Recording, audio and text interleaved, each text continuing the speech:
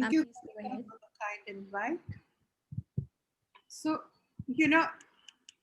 most of the time in my practice, it is that I think of not TB and it turns out to be TB. At least that's the kind of the cases I see.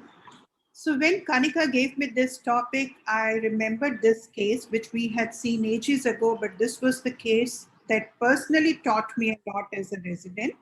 So I dig out this case from the archives. Now, this is a very interesting case of a 15-year-old girl.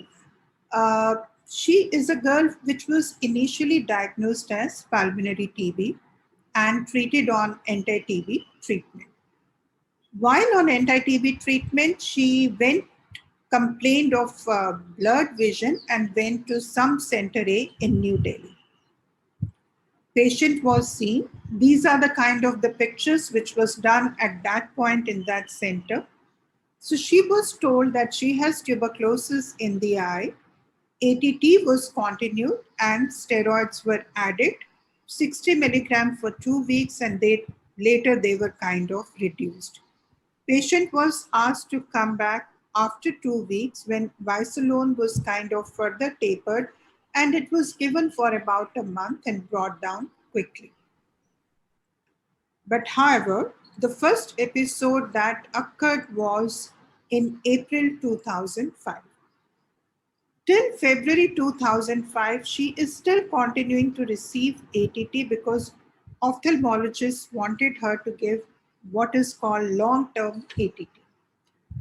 She had a vision, lesions had healed, and she had a vision of 6/6. Now, left eye had some retrolental cells which were noted and absolute scotoma on Emsler chart. They also did ELISA for toxo. And at that point of time, when she went to an ophthalmologist, they say, well, you have a recurrence. There is a new lesion which has come up. A fluorescein angiogram was done. Toxo came out to be positive. So toxo treatment was added. And she was told that you continue TB treatment, and toxo was added. This was February 2006. They also do the fluorescein in this particular center, and on fluorescein, they told her that this lesion, she's a qualified engineer, so that's what she told us, that this new lesion which is developing is the new one, and for that she needs more steroids, ATT to continue, and toxo treatment to continue. So she was kind of confused with what is happening, flies across the country thousands of miles to go to Center C. On 30th March 2006, she is seen at a tertiary care referral institute in South India, where she is diagnosed as macular serpiginous choroiditis, based on the pictures which were taken at that particular time in that center. She was started on Imiron, 50 milligram 3 times a day to be tapered. Prednisolone was given with a protocol for tapering and was seen by a physician as well, who advised her to continue Isonex from March till June 2006. She remained asymptomatic. She became symptomatic again in August 2006 and went to another center back home in New Delhi, Center D, where she was noted still to have a vision of 6/6, both eyes, and she was diagnosed as papillitis with inflammation, macular serpiginous choroiditis, and Mycept was added to whatever was going on already. They also suspected that it's the toxoplasma which has got reactivated, and added Septron, azathioprine, PSD Kenacort. She develops glaucoma, undergoes glaucoma filtration surgery. Finally, when we saw her, she was 18-year-old. She had received anti-TB on almost continuous basis for 3 years. That is because she has been jumping from one place to other and nobody bothered to stop ATT because they haven't started, so it's not their responsibility. She had received 3 courses of anti-toxo treatment. She was still getting 20 milligram Visalone, ATT, and antitoxin treatment. And she says, I have lost vision in my left eye, and she was planning to go to US, and her career was at stake. So when we examined her vision was 624, there was no inflammation. She did have glaucoma filtration bleb because of the surgery, too many steroids, and pressure was controlled.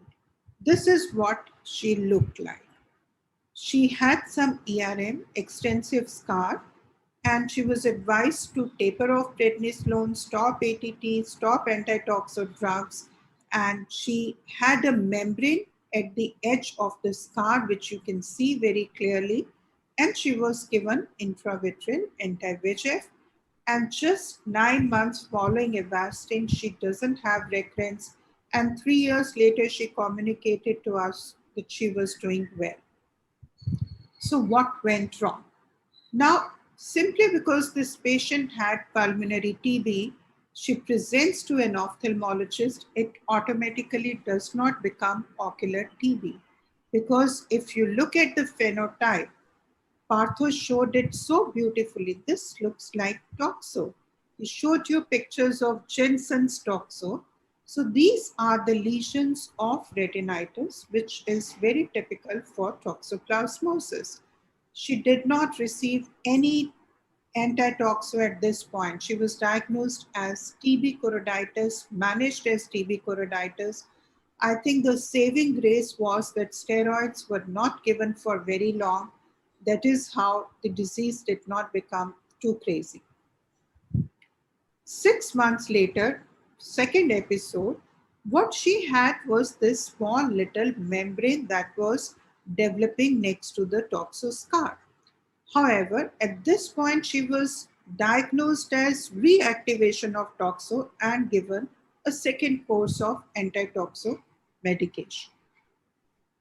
So, what we have to understand is when it was confused with TB, that is because they have written there was choroiditis. But if we look at the choroiditis, it's very different from a CNVM, which was developing in toxo.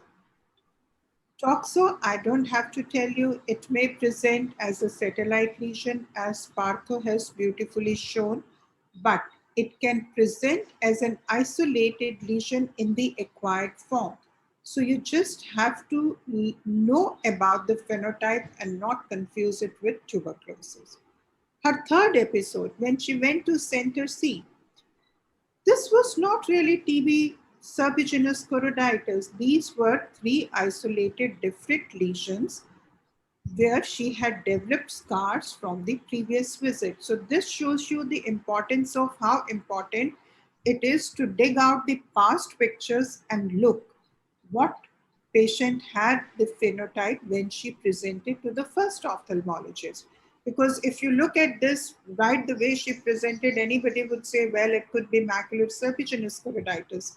But if you know the history and the backdrop, you would not do that. And this is just to show macular serpiginous choroiditis, which is deep in the choroid, and the fluorescein is very different. So coming to her last episode, this is the what went wrong. This is my last slide. Mistaking toxoretinochoroiditis for TB choroiditis, missing inflammatory CNV for reactivation of choroiditis, and mistaking CNV for serpiginous choroiditis. How can all this be avoided? Just spend time in understanding the morphology. Look at the simple clinical clues. This is an old case which I'm showing based on the clinical acumen, but these days we have a lot of imaging modalities. But as Manisha pointed out very rightly, that your eyes will not see what your brain does not know. So train your brain to look at the phenotype and not go on by investigations or whatever is happening in the rest of the body, some tests, some immunological tests somewhere in the body. You start pushing the treatment. That's not how it should be. Thank you very much, Kanika, once again.